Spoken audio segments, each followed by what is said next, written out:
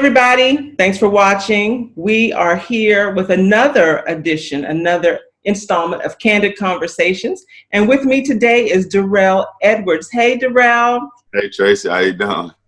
I'm doing fantastic. For those of you who don't know who Derrell is, let me put y'all down. I've always wanted to be different and do things outside of the box. It means a lot to me to be able to break down some barriers for the culture to get in the sport, as well as bring different viewers to the sport and our company as well, and some supporters of Austin in the 3-car. Coming from Baltimore, I don't really fear much, so me coming down here to North Carolina not knowing anything about NASCAR, I just wanted to be successful at it. I love the challenge, and we're getting better and better day by day here at RCR. Teamwork at RCR, man, we pride ourselves on working together for one common goal, and that's to do well on pit road and get wins. Anything's possible, and you work hard, put your head down, success will come your way. Derrell Edwards is a part of NASCAR, right? And he is believed to be the first African American to win the Daytona 500 as a part of the over-the-wall pit crew. Yeah. Congratulations. Thank you. Talk to us about what it's like to work for NASCAR. How did you even get started? You grew up in Baltimore, right? Yeah, absolutely. So I'm from Baltimore. I was raised on the east side of Baltimore. I went to Dunbar High School, played basketball. I had dreams of being an NBA player. When people ask, what do you want to be when you grow up? I said NBA player. So in a million years, I would have never thought that I'd be a part of, my career would be NASCAR as a pit crew member. I simply did an internship. In college, I went to High Point University in North Carolina. And I had those moments of just sitting in the dorm around like my junior year of like, man, what's the reality of me really making an NBA? And honestly, I felt like, God put some stuff in me and was like, man, and I wasn't really playing that great on the court that year. And I'm like, man, all my life I've been, key guy, scoring all these points. Why am I hitting a halt now? Why am I at a standstill with basketball? In my point of view, my opinion, I thought I was. And I was like, man, maybe I need to explore some other options, or I wasn't too sure. I was kind of like praying about it. I'm like, man, what do I do? Is God telling me something? Is he trying to, tell me, hey, man, you made a great impact on basketball. You got a scholarship. You used basketball up. I gave you the gift. Now maybe you got to go do something else. And I did an internship with Richard Childress Racing, which is a NASCAR company, for about 3 months. And those guys saw my work ethic, my hard work, my drive, just to want to help those guys out around there. Never seen anything about cars, never knew anything about cars. So, yeah, it was like different. Only thing I knew about cars was the Cheerio box with the car on there when I was a kid. Right. So what was that like? So really, Derrell, God led you, it's like what I'm hearing you say, you thought your life was going to go one way regarding athletics with NBA, but God had another plan and took you to NASCAR. So talk to us about the importance of not being scared to step outside of your comfort zone and do something new. So, Tracy, coming up, I always felt like I was different. I couldn't pinpoint exactly why, or, my characteristics were just different. When guys went right, I tended to go left. As kids growing up, you had that thing with your friends of like, hey, man, we got to make a way out. We got to get out of these projects. We got to figure out a way. And I always took those leaps of faith, basically. I had to get uncomfortable. I had this one coach. I can't even remember which coach it was. I had so many coming up, but he said, if you're comfortable, something's probably not right. You got to be uncomfortable. You got to live an uncomfortable lifestyle to be ultimately comfortable. So I stepped into NASCAR, predominantly white sport, and it was absolutely uncomfortable. Let's be real. And but I adapted. I'm from Baltimore, so I felt like I've seen worse. I didn't really have a fear of it, but I was definitely uncomfortable. But those guys made me feel right at home. And once I felt like I was at home, sky was the limit for me. That's good. So you just said NASCAR is predominantly white, which we all know. And NASCAR just made a bold move this past week in banning the flying of the Confederate flag during its races, which is huge. Yeah. So what is, I'd like for you to speak on that.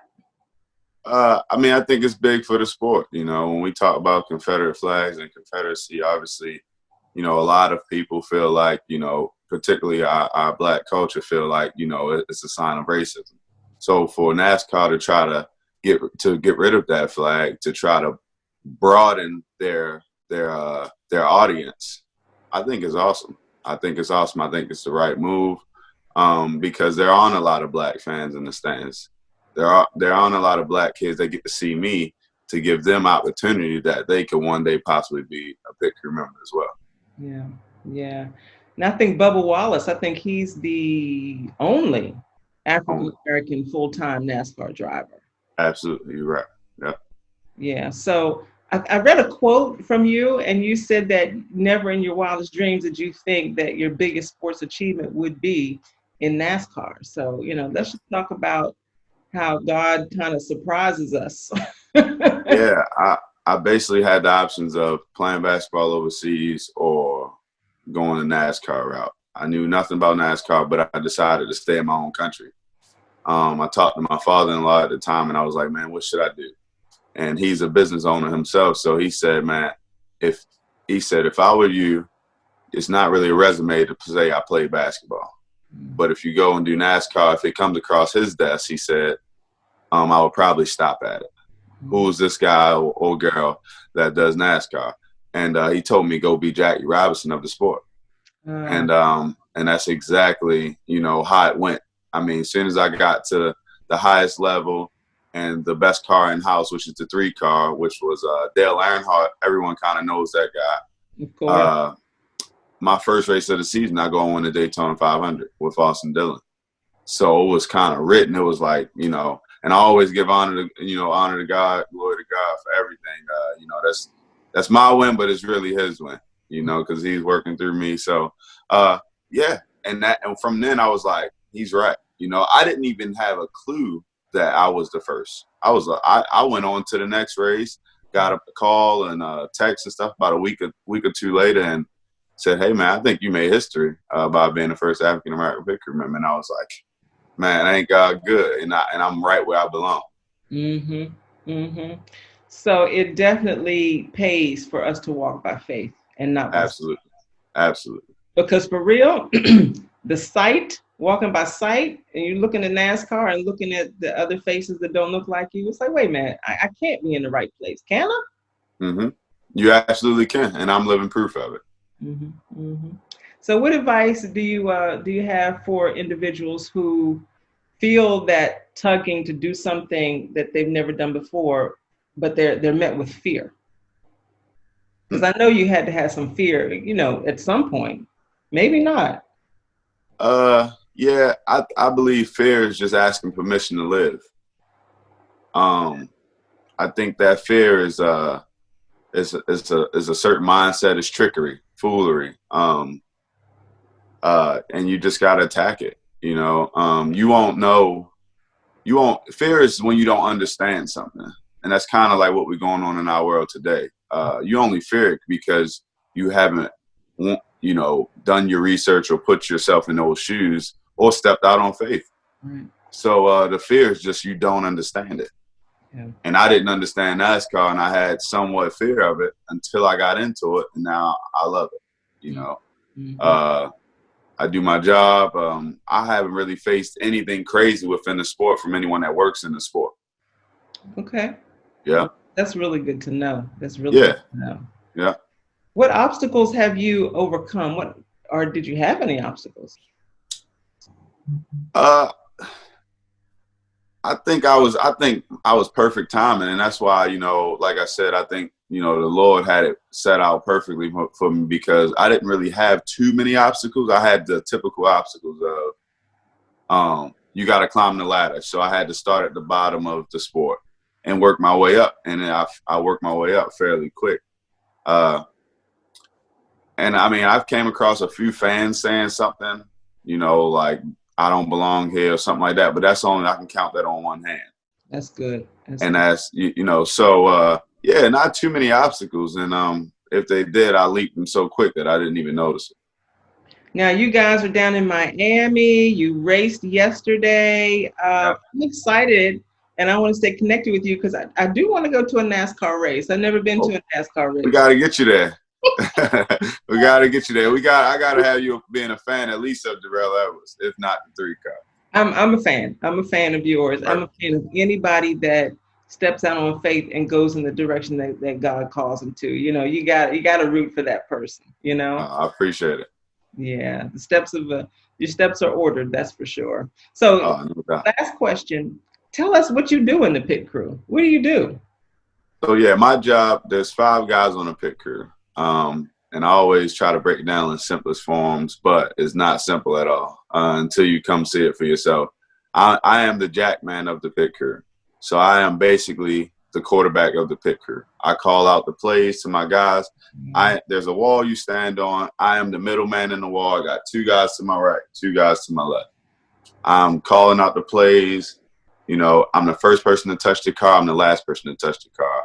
I'm basically jacking up the car, putting a right front tire on, getting back to the jack, running around to the left side with the jack in my hand, jacking up the left side of the car, and hanging and indexing a left rear tire on the car. And then I drop the jack and he skirts off the tires. And that's about, we change 4 tires, fill it up with gas in about 12 seconds. That is crazy. Yeah. What? It's like a symphony. It's gotta sound right. Everybody gotta do their part. Mm-hmm. But I am the jack man, the quarterback of the pit crew. I'm so excited. I'm excited for you. I'm excited for your future. And I'm excited about all of the other Black and brown people that are going to see your accomplishments and see what you've done and say, you know what? I'm going to try to get a job and a career in NASCAR just because of you.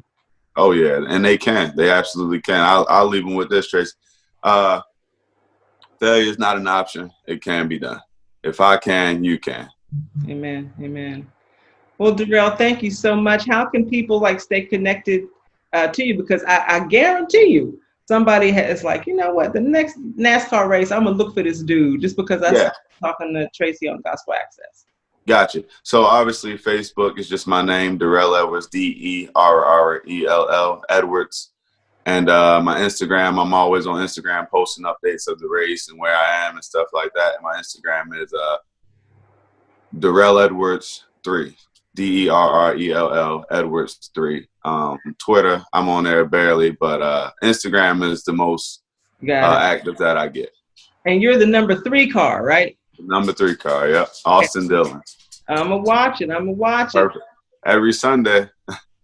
So listen, you guys, if you know of anybody that needs to see this, needs to step out on faith, needs to step out of their comfort zone, or perhaps you know God is calling you to do something. It's like, Lord, that can't be you because it's so out of your wheelhouse.